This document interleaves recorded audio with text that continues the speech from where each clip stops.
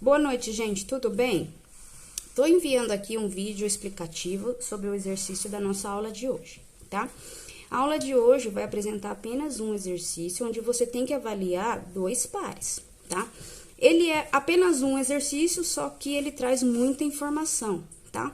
Ajuda também a esclarecer algumas dúvidas que porventura ficou da aula anterior, tá? Principalmente sobre o diagrama de Linus Pauling, que eu tive bastante procura do pessoal sobre como que funciona. Então, vamos lá.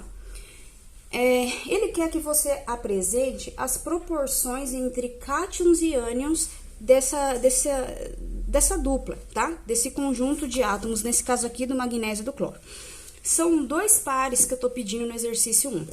Eu vou fazer o primeiro, e aí, a partir desta explicação, eu deixo que você pense e faça o segundo, que é do cálcio com oxigênio, tá bem? Então, para eu chegar nessa proporção de entre cátions e ânions, eu preciso rever rapidamente, que isso também já está no material, que o cátion apresenta uma carga positiva e tem a característica de perder elétrons, tá? O ânion é representado por uma carga negativa e ele tem a característica de ganhar elétrons, ok?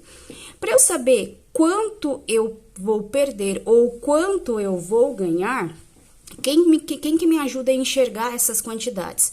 A distribuição eletrônica, tá ok? Então, ó, relembrando rapidamente, eu vou aplicar, gente, o diagrama de Linus Pauling, tá? Isso aqui que eu já dei lá no primeiro exercício, ok? Então, vamos lá. No exercício, para todos os átomos, eu apresentei o peso atômico, tá? Então, como eu vou fazer do magnésio e do cloro, tá aqui 12 do magnésio e tá aqui 17 do cloro. Então, gente, eu comecei a fazer a minha distribuição eletrônica, tá? Então, ó, veja. Já que é 12, então eu começo aqui. 1s2, depois 2s2, depois 2p6. Veja que nesses três eu já fechei 10. E vou até o 3s2. Por que eu vou até aqui e termino aqui, professora? Porque daqui até aqui eu fecho a conta 12, tá? Então, representei aqui. Na mesma lógica, vamos pro cloro com peso atômico 17. Tá. Se até aqui é 12, então, próximo, ó, comecei aqui, vim aqui, aqui, aqui, aqui, aqui, 12. Lembra? 12. Então, vou vir até aqui. Só que se eu vir até aqui, gente, dá 18. Eu não preciso de 18, eu preciso de 17, então eu fecho com 3p5, que essa foi bastante dúvida que o pessoal tirou comigo, tá? Então, lembra, o P, lá, neste diagrama, eu apresento a carga máxima de cada um, mas não necessariamente a gente tem que usar aquilo, pode ser que a gente use menos. Então, veja que neste caso, 17, eu não vou precisar usar 6, eu tenho que ficar em 5, por quê? Porque aí minha conta fecha 17, tá? Então, aí apenas relembrando um pouquinho o diagrama de Linus Pauling. Feito isso, olha comigo, eu destaquei aqui, ó, 1, 2, 3. 1, 2, 3. O que quer dizer esse 1, 2, 3, gente? São o número de camadas, tá? Então, tanto o magnésio quanto o cloro apresentam 3 camadas. E é nessas camadas que existem os elétrons, certo?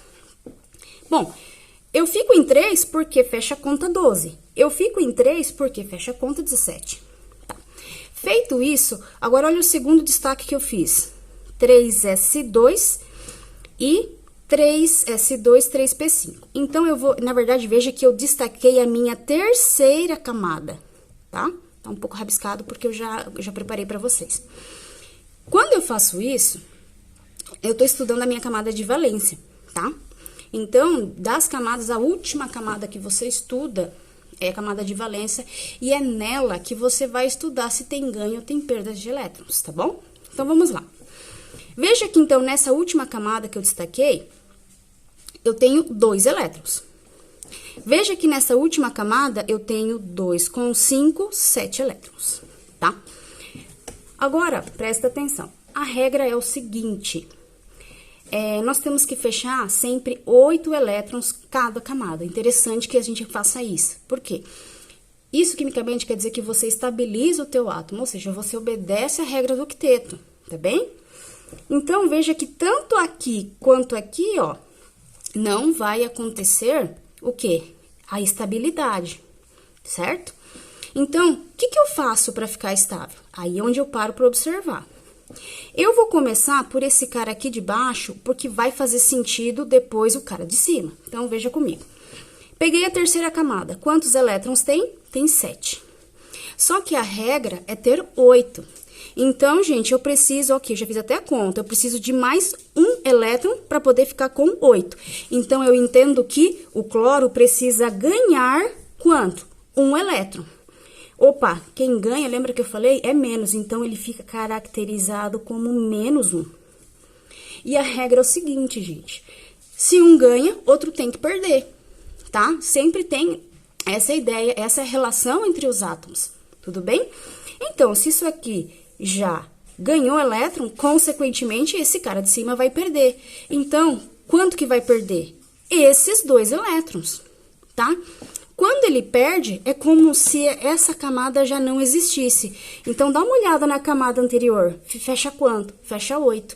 Então, para o magnésio ficar estável, ele precisa perder esses 2 elétrons para poder ficar com 8. Já o cloro, para ficar com 8, é mais fácil ele ganhar 1 do que perder. Ok? Então, veja, eu anotei. Perde elétrons, perde quanto? 2 elétrons. Então, como é que fica demonstrado? Mais 2. Agora, aqui é onde eu destaquei com as bolinhas, tá? Então, vai ficar mais 2 pro magnésio e fica menos 1 pro cloro. Agora, eu pego essas duas informações e trago pro meu átomo. Então, o que eu fiz? Mg mais 2. Esse mais 2, a gente sempre representa como um expoente, tá? Se você quiser, você pode colocar o maisinho, não tem problema. Importante, eu quero entender que vocês entendam a posição das cargas. E o cloro fica menos 1, tá? O que eu fiz? Apliquei a que a gente chama de regra do tombo. É uma metodologia, é uma didática que a gente chama para poder ficar mais claro por que eles tombam, tá? Porque essa é a regra, na verdade é uma troca de cargas, tá bom? Bom, a regra é o seguinte, o menos 1 lá de cima vai vir pro magnésio. O mais 2 lá de cima vai vir pro cloro.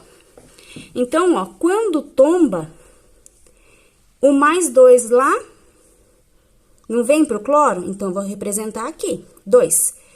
O menos 1 lá vem aqui para baixo pro magnésio. Tá aqui, 1. Se você quiser, você pode deixar como Mg1Cl2. Ou, geralmente, sempre quando a gente não identifica nada aqui embaixo, subentende-se que corresponde a 1. Então, se você quiser, mais uma vez, deixar 1 aqui, tranquilo. Mas se você quiser deixar MgCl2, tá certo também, tá bom? Então, ó, e é isso que eu tô pedindo apenas nesse um exercício. Então, veja que você vai entender quando você for fazendo. Relembrar também algumas coisas.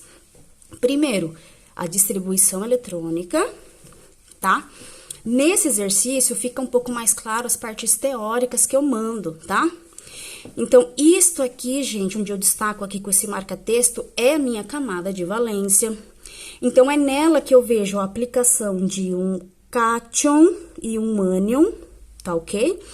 E aí, aí vocês conseguem entender, aqui preciso perder, porque aqui tá fácil que ele precisa ganhar. Então, veja que agora, em um exercício, você consegue contemplar tudo aquilo que a gente vê na teoria, que às vezes você lendo ali, você não entende, tá bom? Então, gente, é isso, tá? Qualquer dúvida, continua entrando em contato comigo, tá bom? Vai tirando dúvidas sobre distribuição, enfim, de como funciona a fórmula dos compostos iônicos, tá bom? Então, é isso aí, gente. Obrigada.